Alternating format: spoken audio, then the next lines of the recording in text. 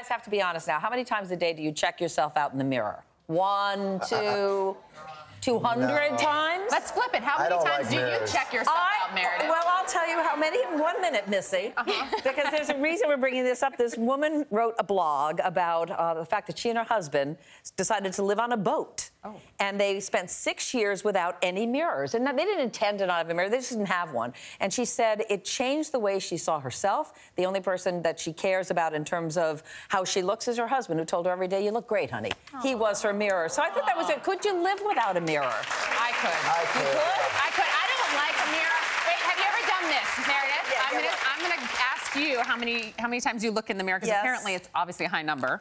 But when you're in the dressing room, like when you're changing, trying on clothes, I like to hide from the mirror a little bit and then peek in, see how I look, and then peek out. Does that Hold on a second. Okay, so Yamanika's not here, but I'm going to use one of her terms. I'm calling straight shenanigans on you, Megan Colorado. I'm serious. Wait, hold on a second. I share a dressing room with you. But I don't look in the mirror. How many times do I look in the mirror? The entire time we're getting ready, just like Yamanika and I. We all look in the mirror. We have to fight. We have to fight. We have to look in the mirror for our job. But my little girls, I don't sit there and look in front of a mirror. Sit there and like. Who does? Who just sits there? No, I do.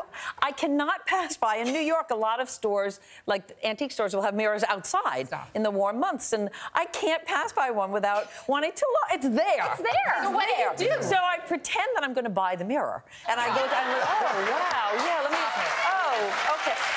You need a mirror. And somebody says to me, I'm not doing that, but it's so pathetic because I guess people Booker check, that kind of stuff. I check my teeth a lot just to make sure that nothing is in there, because sometimes people don't tell you when you have stuff stuck in your teeth. The worst is at hotels when you, and I'm sure you ladies have it too, the magnified mirrors, and then you look into it, like, oh my gosh, and then you start seeing every little thing and your little pore that you want to pop a blackhead. Oh, here's a challenge. Oh, it's bad. Here's a challenge. Why don't we do like a week of, or a day, and not look in the mirror or something like a week? I will judge the competition. Good luck with that. I will judge the competition. Children's birthday parties are supposed to be fun for parents and kids, right? But there's always a debate about who should get invited, especially when, the classroom. Do you invite all 20 kids in the class? You can't leave out one kid, because studies show that these kids, they're affected by it. Their feelings get hurt. So what is the right protocol? You've got little ones. I've got little ones. The reason we don't invite people from the class. I mean, we don't invite everyone. I mean, not all. Maybe one of her friends, because for us, it's cost prohibitive. It's very expensive to have a big birthday party. I believe in just a pizza, a cake, your home, and a candle, and a very small gathering. Yeah. So I don't think you have to invite everyone. And as a parent, I don't want to go to everyone's birthday party. I know, it's so true. Come on. I'm like, when you get the invitation, you're like, I don't want to go. But if you could. How would you feel, like flip the script, how would you feel if your little girls weren't invited to a classroom birthday party?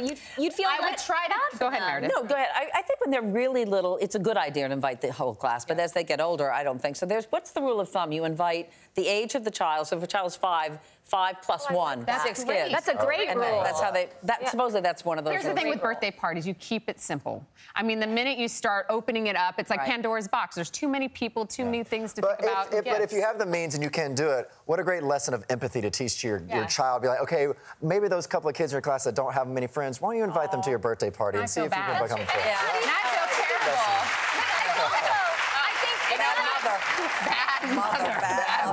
It's also not even just a kid thing. It's an adult thing. Like, I emailed a coworker a few weeks ago, not from this show, and I said, hey, what time are you going to the party? And her reply was 2 words. What party? What party? Yeah. And I felt awful. So it doesn't just happen to little kids. It happens to adults in the workplace. Really? Well, you guys go and do things, and then I find it has. No, it didn't. You've gotten much better. It has. It has. And now we're giving you inclusive.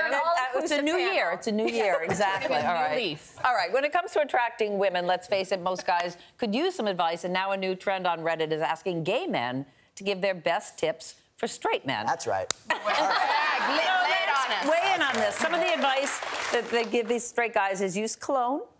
Nice pair of shoes doesn't hurt. Fresh sheets every time she comes over. Yes. Good hygiene. Dark jeans. Yeah. Dark jeans? Dark jeans, learning musicals? I don't know. Or just fit clothes, too. Not like with the dad jeans, yeah, you don't want, like, loose stuff. But, yeah, every straight man out there, make a gay friend. I'm telling you, it's going to help you in your dating life, I promise. And what like did you were saying, I said if I was single and I met a man and he was with his gay friend, I would be more attracted to him because it shows that he has more empathy, he's open-minded, he's a little hip. Just aware of the world more. You're like a dog, a little bit, like a little puppy. As long as you're scratching a little bit. Like a puppy. It's like a dog. It's a chick magnet. No, stop it. You meant like a Dog, like a... Stop. She meant like an adorable, cute puppy. You're like a you see chick a guy in the magnet. park with Just a like puppy. my baby was a chick magnet when my husband would carry her. Babies and gay men, we're chick magnets. We are. We are. And puppies. For all the straight guys watching, what would be your #1 piece of advice? Hygiene, hygiene, hygiene. It is. Brush those teeth. Yes. Why? Are straight men notoriously filthy? Yes, I think so. I think so. All my straight guy friends, Joey Patton. Really good. He smells good. All right. I always smell good.